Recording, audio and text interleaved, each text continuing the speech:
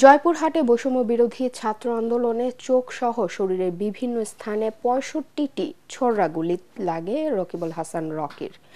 অনেক চিকিৎসার পরও ডান চোখে একেবারেই দেখতে পান না তিনি। ক্ষতিগ্রস্ত হয়েছে বাম চোখও। রকির হোটেল শ্রমিক বাবা উন্নত চিকিৎসাও করাতে পারছেন না।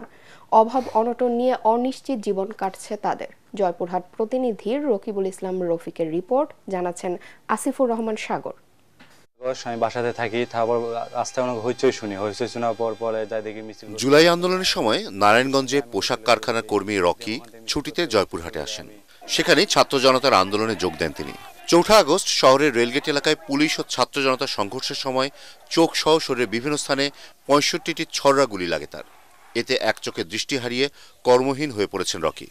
সরকারের কাছে ছেলের উন্নত চিকিৎসার দাবি তার পরিবারের। মিছিল করতে ছাত্র ভাইরা ওদের সঙ্গে আমি মিছিলে যোগ দিই, আমার শরীরে গুলি লাগে, পরে আমি অজ্ঞান লাগে পড়ে যাই। ডাক্তার ওখানে বলে দেয় আমার ডান চোখে আমি দেখতে পারবো না। ওখানে ট্রিটমেন্ট নিয়ে আসে, বাসায় এখন বর্তমানে আসি। আমার ছেলের বুক টুক এলা সম্পূর্ণ মনে রক্তাক্তে, আমি তখন দেখার পরে তখন অজ্ঞান হয়ে যায়। আমার ছেলের সুচিকিৎসার জন্য সরকারের কাছে বিভিন্ন আবেদন করতেছি। অসহায় পরিবারটির পাশে দাঁড়ানোর জন্য সরকারের কাছে আহ্বান জানিয়েছেন এলাকাবাসীও।